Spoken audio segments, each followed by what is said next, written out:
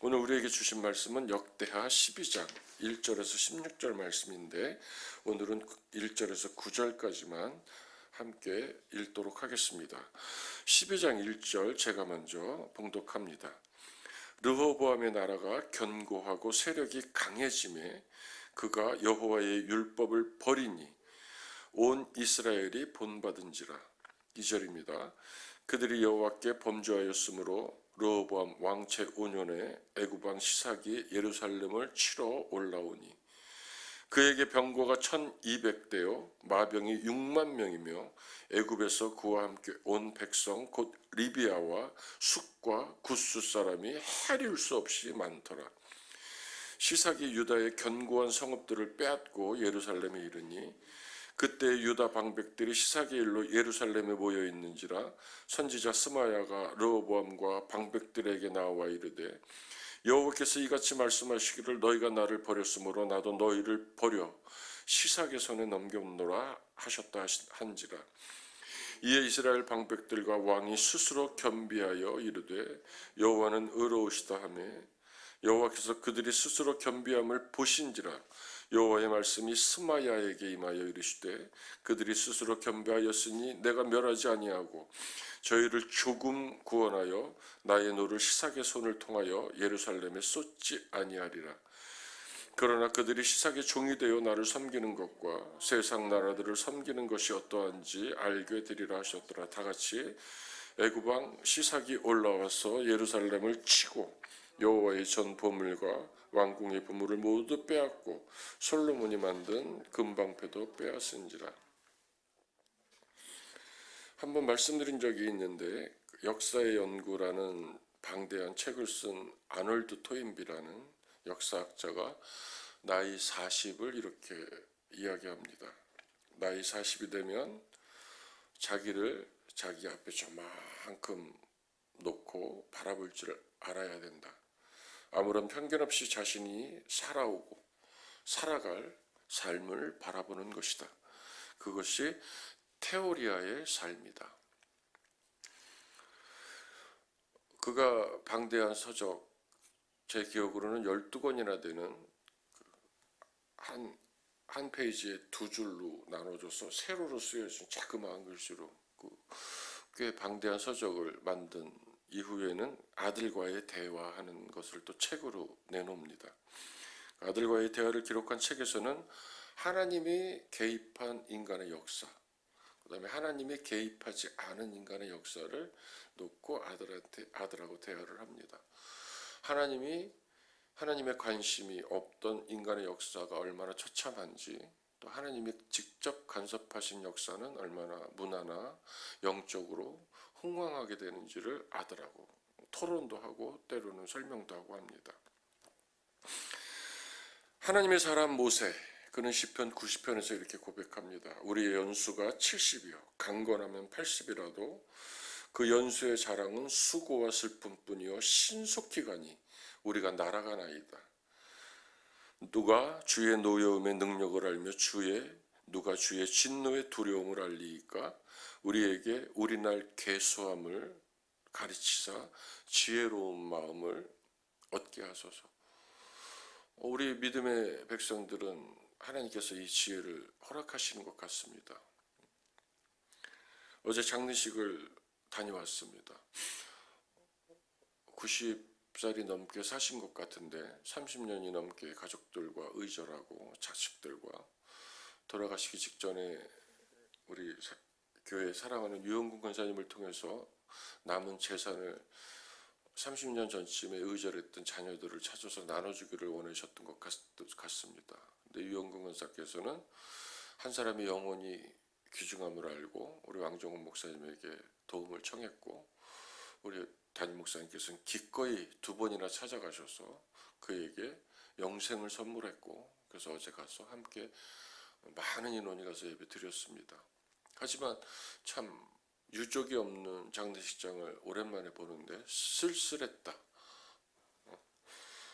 90년이 넘는 인생을 사시면서 30년을 넘게 자기가 낳은 자식들하고도 의절하고 사셨다는 얘기를 들었을 때 가슴이 아팠고 친구의 아들이 엄마의 부탁을 듣고 30년 이상을 자기 어머님의 명 때문에 남의 어머니를 모시게 되는, 그분은 아내가 예수를 믿는 것 같은데 예배 시간 내내 정말 많은 눈물을 흘리는 모습을 제가 앞에서 보면서, 저들이 우리 인생을 계수할 수 있는 하나님의 은혜를 알았더라면 얼마나 저들의 인생이 아름다웠을까, 이런 생각을 하면서 제 장례식장을 다녀왔습니다. 우리가 인생을 아는 나이가 있을까요? 저는 매해가 낯설고 새롭습니다. 처음 가보는 길을 가는 것처럼 익숙하지가 않습니다. 자식을 키우기도 늘 어렵고, 아내와의 동행도 내가 기대하던 사랑의 높이, 깊이, 그 넓이를 다 가지고 누리기에는 아쉬움이 좀 있습니다. 칼릴 지브란이 이렇게 얘기합니다. 사랑은 자유하는 삶이다. 사랑은 속박이며 자유하기도 한 거대한 모순 덩어리다. 그 까닭을 조금은 이해할 수 있을 것 같습니다. 그러나 그가 외친 다른 말 때문에 위로를 많이 받습니다. 사랑은 눈부신 복종이다. 오늘 제가 설교 제목을 신앙이 있기도 하고 없기도 한 사람 르호보암 이렇게 잡아봤습니다. 다윗의 손자 솔로몬의 아들 르호보암이 41세에 이스라엘의 왕국을 물려받습니다. 아버지 다윗에게 나라를 물려받고 하나님께 지혜와 지식을 구해서 그 아름다운 나라와 부와 명성과 영화와 하나님의 지혜와 지식을 겸비했던 솔로몬의 마지막 인생의 여정은 아름답지 못했습니다. 실정이었습니다. 다윗 왕가에 대한 반감이 폭발 직전까지 갔다, 이렇게 성경은 얘기하고 있습니다. 그때 르호보암이 41살이 돼서 인생을 알만한, 돌아봐야 될 만한 나이가 돼서 왕위에 등극했습니다. 그랬는데 원로들, 솔로몬 시대 때 솔로몬의 왕정을 돌보았던 원로들의 충고를 들었음에도 불구하고 그 원로들의 충고를 듣지 않고 대신에 가혹한 세금과 노역에 시달리는 백성들에게 더욱 군기를 잡아서 더욱 가혹하게 해야 저 사람들이 왕을 왕으로 인정할 것이라는 그 젊은 신하들의 주장을 선택합니다. 여기에 분노한 12지파 중에서 10지파가 르호보암 대신 느바세 아들 여로보암을 왕으로 추대해서 우리가 다윗의 왕조와 무슨 상관이 있냐, 감히 하나님 앞에 하지 못할 말까지를 뱉고 너 가문이나 잘 챙겨 이러고는 떠납니다. 결국 르호보암은 남은 유다 지파와 베냐민 지파, 그 두 지파만을 갖고 통치하게 돼서 북이스라엘, 남유다, 그의 왕국은 이제 유다 왕국으로 불려지게 되는 겁니다. 이 르호보암은 통치 초기 3년 동안은 다윗과 솔로몬의 길로 행하였다. 이것이 역대하 11장 17절에 나오는 얘기입니다. 제사장들과 레위인들, 영적 지도자들을 따라서 신실하게 율법을 따르는 통치를 하였다. 이 말씀 저는 붙잡으라고 말씀드리고 싶습니다. 성도 여러분, 명심하셔야 됩니다. 영적 지도자들의 지도를 따라서 신실하게 율법, 말씀을 붙드는 삶을 살아야지만 그 결과 그의 나라는 견고해졌고 왕권도 강해졌다. 이게 성경이 얘기하는 내용입니다. 우리의 인생도 영적 지도자의 지도를 잘 받아서 우리가 말씀을 붙들고 예배 잘 드리고 예배자의 삶을 살아갈 때 우리의 인생과 우리의 믿음의 가문과 우리의 삶의 여정이 견고하고 강해질 줄 믿습니다. 부목사라서 조심스럽습니다만 예배의 자리에 나오셔야 되고 기도의 자리에 나오셔야 되고 말씀을 읽고 연구하고 묵상하는 자리에 반드시 계셔야 하고, 그것이 복된 삶인 줄 아시면 아시는 삶을 사셔야 합니다. 신앙이 있기도 한 인생이 조금 이따 보시면 아시겠지만 신앙이 없기도 한 인생으로 살아가는 삶을 보이기도 합니다.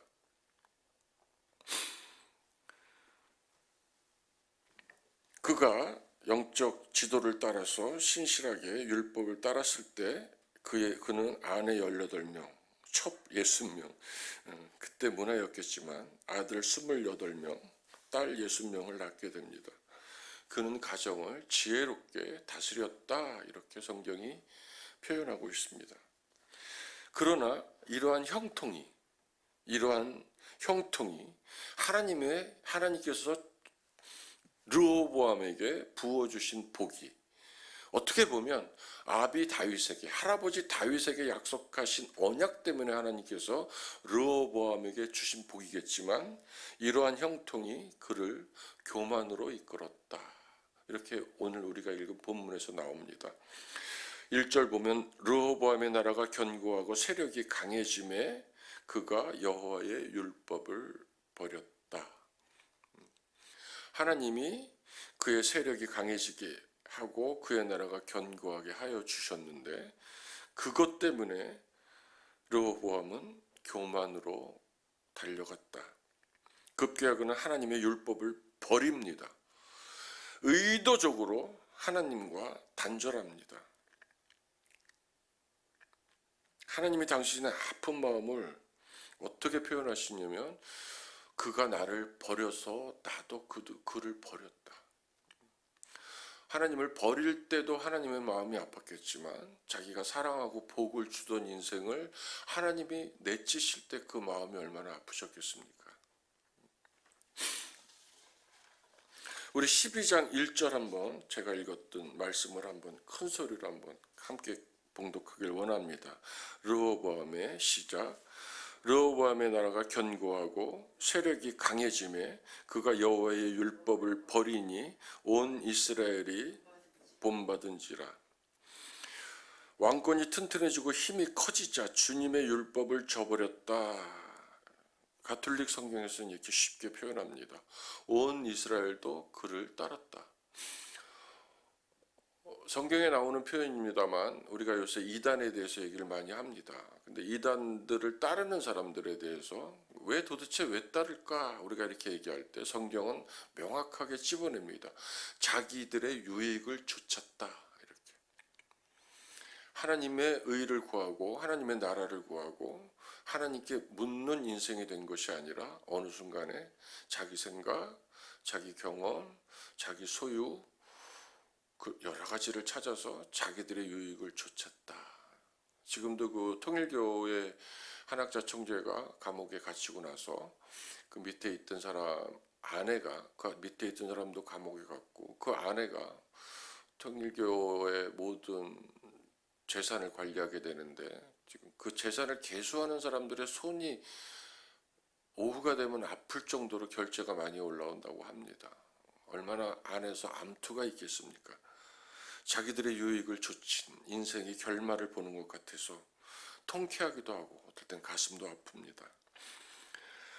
이 르호보암이 하나님을 버린 행위는 그 산이와 우거진 나무 아래 산당과 우상과 아세라 목상을 세웠다. 열왕기상에 보면 그렇게 나와 있습니다. 하나님 없어도 살 수 있다라는 교만과 착각에 빠지게 된 겁니다. 아까 제가 얘기했습니다. 제사장과 레위인들의 영적 지도를 따라서 신실하게 율법을 따르는 초기 3년 동안에는 하나님께서 그의 나라를 견고하게 하셨고 왕권도 강하게 하셨다.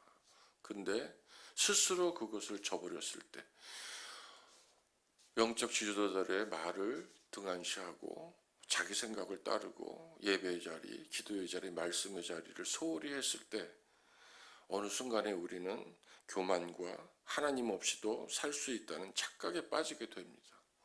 이것은 어쩔 수 없는 인생입니다. 그래서 제가 우리날 계수함을 하나님께서 우리 믿는 사람들에겐 알게 하셨다 그러는데, 저는 알 것도 같습니다. 그러면서 매일 매해 매년 매월을 만날 때마다 낯설고 새롭습니다. 그래서 하나님께 도움을 구합니다. 르호보암은 자신에게 힘을 주시는 하나님의 말씀을 의도적으로 무시했고 백성들은 왕의 불순종의 길을 따라갑니다. 아나니아와 삽비라 부부를 보는 것 같습니다. 여호와께서 이렇게 르호보암에게 말씀하십니다. 너희가 나를 버렸으므로 나도 너희를 버려 시사계의 손에 넘겨노라 하셨다 한지라. 5절에 나오는 얘기입니다. 하나님으로부터 단절된 인생이 겪게 되는 아픔이 많이 있습니다. 그것은 내가 살았다는 이름은 가졌으나 죽은 자로다. 이렇게 하나님께서 계시록에서는 책망하십니다. 그러나 하나님의 사랑은 아까 칼릴 지브란을 통해서 말씀드렸듯이 우리가 하나님 앞에 눈부신 복종을 가능하게 하시는 사랑입니다.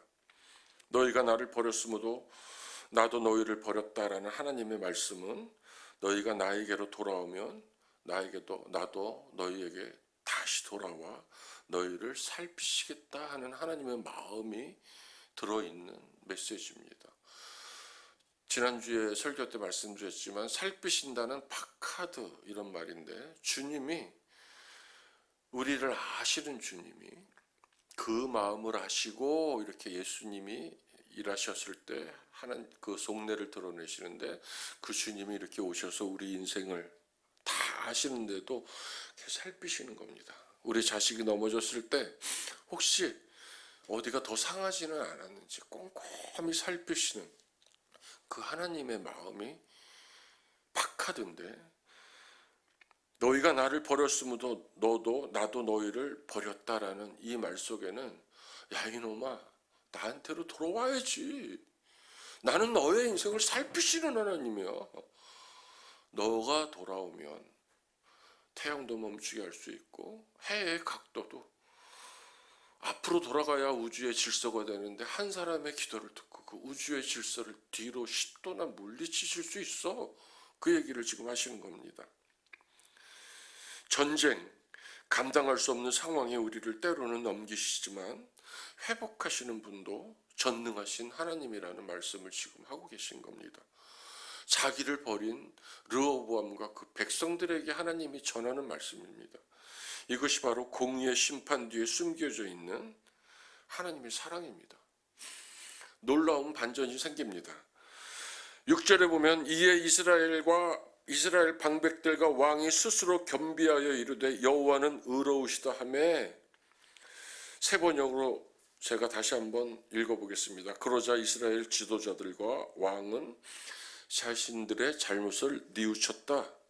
그리고는 주님은 공의로우신 하나님이십니다 라고 고백하였다. 하나님께서 대답하십니다. 12장 7절 8절 함께 우리 봉독합니다. 시작.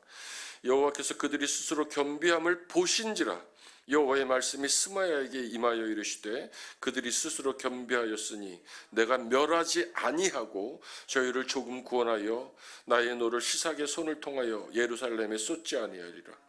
그러나 그들이 시삭의 종이 되어 나를 섬기는 것과 세상 나라들을 섬기는 것이 어떠한지 알게 하리라. 보시는 하나님, 말씀하시는 하나님, 일하시는 하나님, 긍휼의 하나님, 이 두 절의 말씀 속에는 우리가 알고 있는, 우리가 누리고 있는 하나님의 속성이 다 들어가 있습니다. 하나님의 종 스마야에게 여호와의 말씀이 임합니다. 다윗과 솔로몬에게 허락하셨던 부와 귀와 영화를 모두 빼앗고 예루살렘도 조금 구원하시겠다는 징계였습니다. 우리 인생의 모습입니다. 형통할 때 형통함 때문에 하나님을 의지하는 것이 아니라 형통함을 소유로 알고 하나님을 의지하던 그 태도입니다. 버리셔야 됩니다. 에스라로 추측하는 그 시편 119편의 노인이 고백입니다. 고난당하기 전에는 내가 그릇 행하였더니 이제는 주의 말씀을 지킵니다. 그가 다시 노래합니다. 주의 말씀대로 나를 붙들어 살게 하시고 내 소망이 부끄럽지 않게 하소서. 얼마나 아름다운 고백입니까? 스스로 겸비한 르호보암과 그의 백성들을 보시고 하나님께서는 그들을 멸하시기로 했던 당신의 뜻을 돌이키십니다. 잘못을 뉘우치며 회개하는 당신의 백성들을 향하여 가까스로라도 구원을 받게 하시겠다는 그분의 긍휼을 보이시는 새벽입니다. 어저께 말씀 중에 조성돈 교수님께서 이렇게 말씀하셨습니다. 곁을 좀 내주셔야 합니다. 아파하는 사람들을 위해서 내 곁을 좀 내주셔야 된다. 그들이 와서 나를 의지하고 나의 위로를 받고 나의 도움을 청하고 또 받을 수 있도록 지금 하나님께서 당신의 곁을 가까스로라도 곁을 내주십니다. 당신의 백성들이 그 곁일지라도 찾아오면 구원을 받게 하시겠다는 하나님의 긍휼이 보입니다. 41세의 왕이 되어서 17년의 통치를 끝내고 르호보암은 죽습니다. 조상들과 함께 누웠다. 그렇게 성경이 표현합니다. 저는 오늘 설교의 제목을 신앙이 있기도 하고 없기도 한 사람 르호보암이라고 제가 정했다고 말씀드렸습니다. 한 시간이 지났지만 1분 정도 제 고백을 좀 하겠습니다. 하나님께서 전영근 목사에게 음악이라는 귀한 선물을 허락하셨습니다. 저는 고등학교 1학년 때 합창이라는 음악을 만나고 지금까지 노래를 부르며 삽니다. 제 아버지께서 가수였던 이유도 있습니다. 음악의 깊이를 알게 하셨고 음악을 통하여서 하나님께서는 삶의 즐거움을 저에게 누릴 수 있도록 하셨습니다. 때로는 그 음악이 나를 높은 성노예까지 올려놓아서 으스대며 살게도 하셨습니다. 수천 명을 놓고 지휘하는 기쁨은 누려보지 않고는 모릅니다. 음악을 통하여서 사랑하는 지금의 제 아내도 만나게 하셨습니다. 음악은 부족한 제가 하나님을 마음껏 자랑하고 증거하고 전할 수 있도록 하나님께서 선물로 주신 저에게는 면류관이었습니다. 때로는 음악이 말씀 그 자체였고 제가 가지고 있는 음악은 병든 자를 고치는 하나님의 능력이었습니다. 그러던 어느 날 저는 깨닫습니다. 하나님이 허락하신 값없이 제게 주신 음악으로 저는 먹고 살고 있었던 것이었습니다. 음악 목사인 제가 나를 드러내고 있는 내 모습을 어느 날 본 것이었습니다. 화들짝 놀라서 급하게 자리를 다 내려놓고 저는 섬기던 교회를 떠납니다. 이제는 예배자의 삶을 살아갑니다. 음악은 예배의 도구일 뿐 그 음악이 내 훈장이 되는 것을 굉장히 꺼립니다. 스마야처럼 하나님의 종인 목사로 하나님께서 나를 기름 부으셨습니다. 이 거룩한 삶을 잘 살아내고 싶습니다. 얼마 남지 않은 여정을 신앙이 있는 삶으로 가득하길 기도합니다. 신앙이 없는 삶이 한순간도 없기를 바랍니다. 안 되는 날도 있더라고요. 그래서 늘 기도합니다. 제가 농담처럼 얘기하지만 앞에서 지휘하는 지휘자가 갖고 있는 자유는 까딱 잘못하면 예배를 망치고 지휘자의 그 위용을 드러낼 수 있는 얼마나 위험한 직업, 직위, 하나님이 허락한 삶인지 모릅니다. 조심하셔야 됩니다. 이제는 제 늙음이 하나님 앞에 눈부신 복종이 되길 원합니다. 오늘 사랑하는 포도나무 성도님들에게 새벽기도 나온 이 신새벽 가을에 그 바람을 가르고 나가셨습니다. 하나님의 말씀을 붙드시기 바랍니다. 우리가 하나님 안에 있을 때에 하나님은 우리를 높은 성내에 올리시지만 하나님께서 허락하신 삶을 혹시라도 우리 것으로 알고 누리시기 시작하면 하나님은 오늘 르호보암에게 허락하셨던 그 아픈 삶을 우리에게도 조금 보이실지 모릅니다. 그렇게 되지 않게 되기를 원합니다.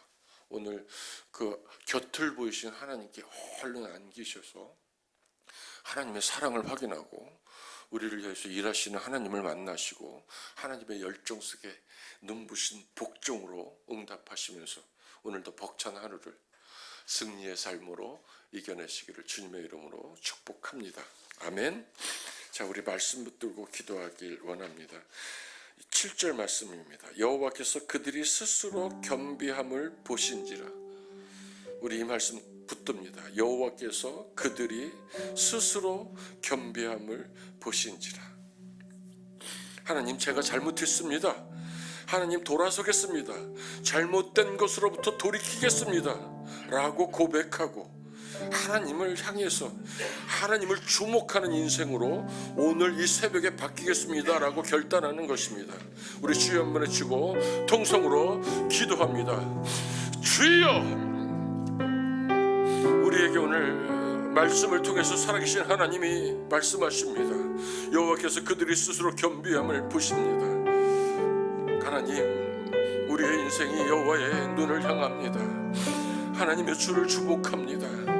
온전히 하나님의 거룩하심 앞에 온전히 무릎 꿇고 엎드립니다. 그리고 하나님을 간절히 찾습니다. 하나님 없이는 살아갈 수 없는 힘입니다. 하나님이 우리의 연약함과 우리의 죄악을 용서하시고 하나님 돌이키오니 하나님이 용서하여 주시고 하나님 우리에게 은총을 내려주시옵소서, 은혜를 내려주시옵소서, 동행하여 주시옵소서, 하나님의 능력으로 다스려 주시옵소서, 하나님의 권세로 우리를 이끌어 주시옵소서, 하나님의 것으로 우리의 인생을 채워 주시옵소서, 우리의 연약함을 고쳐 주시옵소서, 우리 연약한 모습을 하나님의 치유하여 주시옵소서, 말씀으로 치유하여 주시고 하나님의 능력으로 치유하여 주시고 안수함으로 치유하여 주시고 우리가 영원한 죽음에서 영원한 삶으로 움직이는 놀라운 역사가 이 새벽에 일어날 수 있도록 도와 주시옵소서. 하나님 앞에 무릎 꿇고 하나님 앞에 엎드리는 인생에게 공연함을 보이시는 주님, 하나님 여호와에게 은혜를 베푸신 주님, 이스라엘 백성들에게 그들이 스스로 겸비함을 보이며 여호와께 돌이키셨는데 하나님의 은혜로 하나님의 그들을 구원하신 하나님, 그 놀라운 구원의 은혜를 오늘도 우리에게 베풀어 주시옵소서. 전능하신 하나님 역사하여 주시옵소서. 전능자여 역사하여 주시옵소서.